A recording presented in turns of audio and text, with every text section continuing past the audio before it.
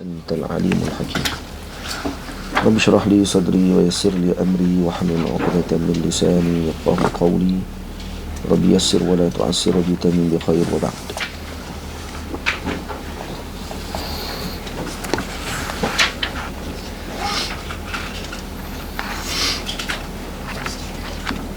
Kita baca bab tayamum dulu. Tayamum. Sama-sama.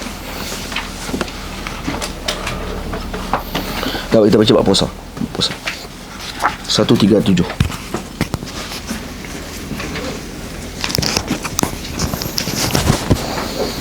Kata musannif rahimahullahu ta'ala wa nafa'ana bi'ulumihi wa ulumi masyayikhina fid daraini amin. Bab puasa. Makna puasa itu maklum, iaitu menahan diri daripada perkara yang membatalkan dengan cara-cara yang tertentu. Ini imsak anil mufattirat, an wajhin makhsus, dengan cara yang tertentu. Adalah puasa itu satu rukun daripada rukun Islam wajib atas tiap-tiap orang mukallaf mengerjakannya, seperti rukun-rukun Islam yang lain sepanjang bulan Ramadan. Dengan sempurna bulan Sya'ban, salah satunya iaitu dengan cara sempurna bulan Sya'ban 30 hari, atau melihat anak bulan Syawal pada hak orang yang nampak sekalipun ianya fasik. Dan ini kerana dia melihat anak bulan walaupun dia fasik, kerana dia melihat. Atau dengan sabit nampak anak bulan di sisi qadi, dengan saksi yang adil pada hak orang yang tidak melihat anak bulan. Jadi ada 3 keadaan di sini. Ada 4 ni, ada lagi di bawah. So, yang pertama, sempurna bulan Sya'ban 30 hari. Yang kedua, dia tengok anak bulan sendiri. Yang ni walaupun dia fasik ataupun dia perempuan sekalipun. Yang kedua, yang ketiga, sabit nampak anak bulan. Dia tak nampak, cuma sabit nampak anak bulan pada sisi qadi. Ini qadi mensabitkan saksi daripada yang adil, dan qadi meletakkan hukum kata nampak ataupun berlakunya puasa. Maka orang yang mendengar perkara tersebut walaupun dia tidak melihat, wajib bagi dia puasa. Atau dengan ada tanda-tanda bulan Ramadan sudah masuk. Ini tanda-tanda, seperti lampu-lampu dipasang di menara-menara atau tembok tembakan meriam. Bukan Maryam, meriam. Tembakan meriam lah. Tembakan meriam atau sebagainya daripada adat yang biasa berlaku ketika menyambut puasa. Ini di tempat kita ada sebahagian tempat yang masih lagi tembak dengan meriam. Di mana? Di Johor. Selangor ada, no? Selangor ada. Johor ada kan? Oh, entah. Hah? Kuala Terengganu, bukan Johor, Kuala Terengganu. Johor ada tak silap sebelum ni? Kuala Terengganu. Maksudnya orang Terengganu kadang-kadang lebih lagi lebih terima yang tu lagi daripada waktu azan. Kadang-kadang. Setiap waktu buka sekali. Waktu buka pasar pun akan bom. Kalau kita nak buat. Beli mana apa? Ha? Putus tangan ni.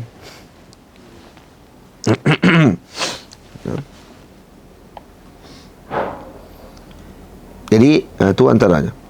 Iaitu seperti hukum melihat anak bulan juga. Jadi dia sama seperti hukum melihat anak bulan. Ni kalau adat tu pun diterima pakai. Baik.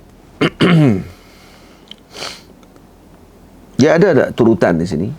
Mana yang lebih kuat bersama-sama? Tak. Lepas tu sebut atau. Dia tak sebut kemudian. Sebut kemudian ini, barulah dikira ikut turutan. Kalau sebut atau maknanya takhir, pilih salah satu daripada tempat tersebut. Jadi kalau dia nampak, maka dia yang puasa. Walaupun Sya'ban tak cukup 30 hari, dia nampak lah. Dan dia nampak anak bulan. Orang lain masih 29 Sya'ban. Esok 30 Sya'ban, dia nampak, wajib bagi pihak dia untuk dia puasa. Kerana kemungkinan Sya'ban 29 boleh jadi. Kerana bulan Islam 29 ataupun 30. Tapi kalau dia nampak anak bulan malam 28, esok 29 tak boleh. Sebab bulan tak cukup lagi. Itu tak boleh. Apabila nampak anak bulan di suatu negeri, nescaya wajib berpuasa oleh orang negeri yang berhampiran dengannya jika kedudukan kedua negeri itu satu matlak. Tengok satu matlak, Cik Tok Guru terjemah apa? Garis terbit matahari. Garis terbit matahari. Dia tak kira terbit matahari saja, garis terbit matahari. Itu sama dengan garisan terbit matahari. Baik. Ataupun dia panggil apa ni? Garis terbit matahari, latitude, kan? Nah, kalau longitude. Longitude ke latitude? Latitude, kan? Latitude. Faham? Dan bersalahan negeri yang jauh tidak sama matlaknya. Umpama nampak anak bulan di suatu negeri, tidak nampak di negeri yang satu lagi, maka tidaklah diluluskan orang negeri itu mengikut berpuasa. Jadi, yang satu matlak, walaupun berbeza negeri, maka wajib puasa. Kalau satu negeri yang satu lagi nampak, dan satu lagi negeri yang matlaknya sama, tidak nampak, maka wajib ikut negeri yang nampak. Tapi yang berbeza matlak, tidak wajib. Dan matlak kita dah bahas sebelum. Beza matlak berapa minit dan sebagainya, kan? Satu darjah sama dengan 4 minit dalam satu pandangan. Satu darjah sama dengan berapa? Satu daqiqah, satu saat. Satu minit ke satu saat? 60 daqiqah. Satu darjah sama dengan 60 saat maksudnya. Maksud sama dengan 1 minit. Syarat sah puasa. Dia selesai nampak tu? Adalah syarat bagi mensahkan puasa itu 5 perkara. Pertama, Islam. Maka tidak sah puasa oleh orang kafir. Sekiranya seorang murtad sekalipun, satu lahzah sedang ia berpuasa, nescaya batal puasanya. Syarat di Islam.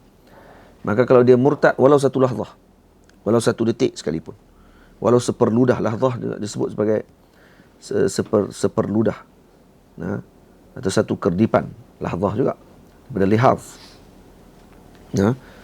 pun batal puasanya karena syaratnya Islam. Yang kedua, berakal, yakni ada tamyiz. Maka tidak sah puasa orang yang tiada mumayyiz dan yang hilang akalnya. Sekiranya seorang kena gila pada satu lahzah sedang ia berpuasa, nescaya batal puasanya. Walau satu lahzah gila. Tetapi kalau pitam atau mabuk yang ada siumannya, walau satu lahzah sekalipun dalam sepanjang hari itu, sah puasanya. Ada beza dua. Gila satu lahzah, batal puasa. Pitam ataupun mabuk, syarat dia mesti sepanjang hari. Kalau dalam sepanjang hari, contohnya daripada mula selepas terbit fajar, dia pitam. Dia niat dah semalam. Dia pitam ataupun dia mabuk. Bukan mabuk arak ni, dia mabuk. Apa ni, disebabkan kerana dia panggil mughma alaih, jadi pengsan dan sebagainya. Atau mabuk lah. Mabuk lah. Mabuk laut ke mabuk apa kan. Terus berlanjutan sampai dekat nak buka puasa. Dalam keadaan tu. Sebelum buka puasa dalam masa 1 detik, dia sedap. Sah puasa dia. Sah. Walau 1 detik. Faham? Tapi yang syarat dia, kalau bagi pitam dengan mabuk, tak sedap langsung. Sampai tamat waktu. Maksudnya seharian. Adapun tidur tidak batal puasa sekalipun sehari suntuk. Tidur tak? Tidur sehari suntuk. Pada pagi lepas yang subuh tu, tidur terus. Ataupun tak yang subuh terus. Dia bangkit sahur Sahur terus dia niat, pom, hantam sampai isyak. Ataupun sampai maghrib, buka puasa tu, bangkit buka puasa terus, tidur balik sampai esok balik. Batal puasa dia? Tidak batal puasa. Ketiga, suci daripada haid dan nifas. Jadi dalam bab berakal ni, gila saja ataupun yang tidak mumayyiz, mabuk, pitam, ataupun tidur tidak termasuk. Cuma mabuk, pitam dengan tidur dibezakan. Tidur sepanjang hari pun tidak akan batal puasa. Mabuk ataupun pitam, walau sedetik dia sedar dalam tempoh waktu ketika puasa tu, dikira sah puasa dia. Faham? Dia mabuk, pitam, sedap tengah-tengah, mabuk balik, sah puasa dia. Walau sedik. Sedap tu waktu dia puasa. Betul puasa.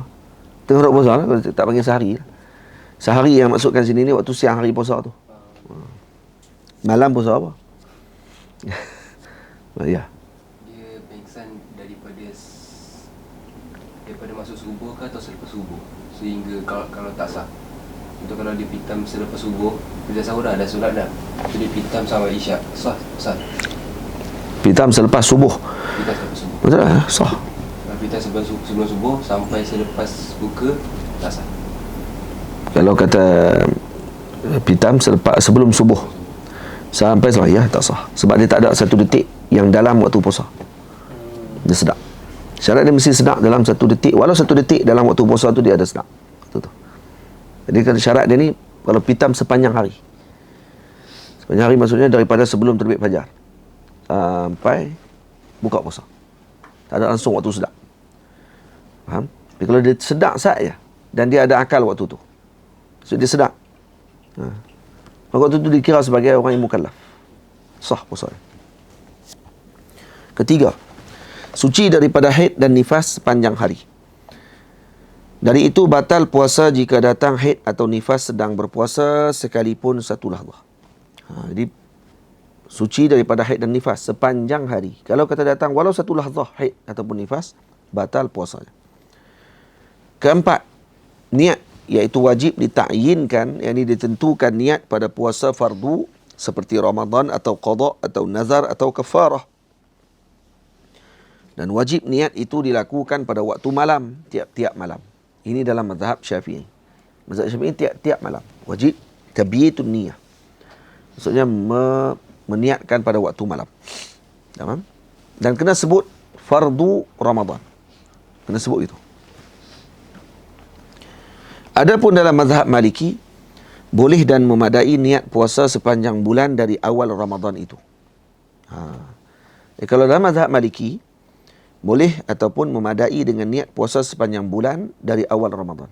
Maksudnya syarat dia mesti awal Ramadan. Awal Ramadan, kita niat terus puasa sebulan.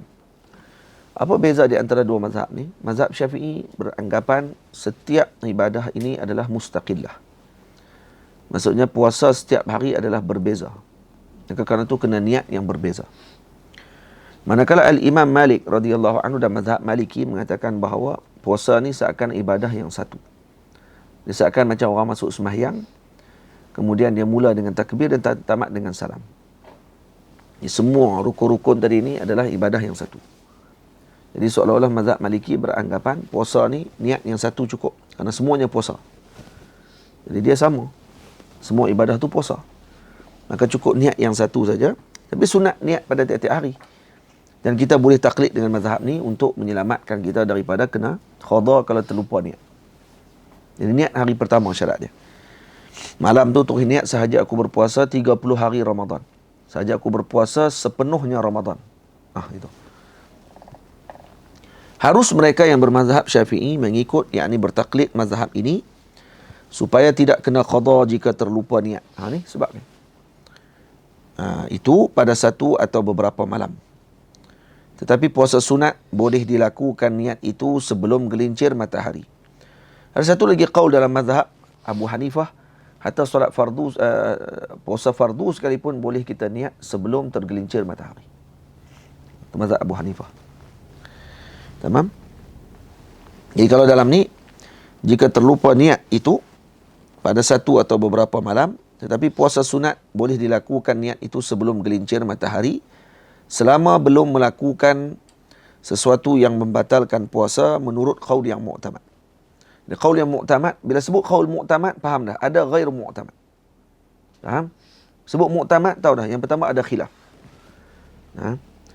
Yang kedua khilafnya tidak kuat. Kerana qaul yang mu'tamad ataupun qaul ini dipegang oleh qadi. Yang boleh dipegang oleh qadi untuk dihukumkan. Maka orang yang puasa sunat, kalau masih dia tidak melakukan perkara yang membatalkan puasa sebelum tergelincir matahari, maka boleh dia datangkan niat. Itu menurut qaul yang mu'tamad. Qaul yang ghair mu'tamad, maksudnya hatta kalau dia buat benda yang membatalkan puasa sekalipun, kita tengok dia teringin nak puasa. Puasa sunat lah. Dia dah minum air 3 galen lah. Lepas tu sebelum tergelincir matahari dia kata, rasa macam nak niat puasa hari ni. Ghair mu'tamad boleh. Boleh dia niat puasa. Dan ada pula qaul yang mengatakan boleh niat setelah gelincir matahari. Nah, ni ada juga qaul. Gelincir matahari dah pun boleh niat juga. Dan ada juga qaul yang berpendapat boleh niat sekalipun telah melakukan perkara yang membatalkan puasa. Ini qaul al-Imam Ibn Hazm al-Andalusi yang mengatakan bahawa harus bagi seorang tadi nak puasa sunat dengan cara dia walaupun dia telah melakukan perkara yang membatalkan puasa. Tamam. Sekurang-kurang niat pun ada apa pun tak ada persoalan. Senang ya. Faham tak? Ha. Kalau kita taklid dengan mazhab Maliki tu, kita kena ikut juga perkara yang batalkan puasa dalam mazhab Maliki. Sebaiknya macam tu. Tapi kalau kata cukup kita sekadar niatnya tak ada masalah. Tak apa. Sekurang-kurang niat puasa Ramadan iaitu nawaitu sauma Ramadan. Artinya sahaja aku puasa Ramadan. Boleh pasang? Tak apa. Sambil-sambil ni. Atau nawaitu sauma an Ramadan. Sahaja aku puasa untuk bulan Ramadan. Yang eloknya nawaitu sauma ghadin an ada'i fardhi Ramadan. Hadhihi sanati lillahi ta'ala. Tamam? Betul ke fardhi Ramadan hadhihi sanati? Nawaitu sawma ghadin an ada'i fardhi Ramadan hadhihi sanati? La. Nawaitu sawma ghadin an ada'i fardhi Ramadani hadhihi sanati. Kerana dia mudhaf. Ha? Ya. Ya, mudhaf pada hadhihi sanah. Tamam?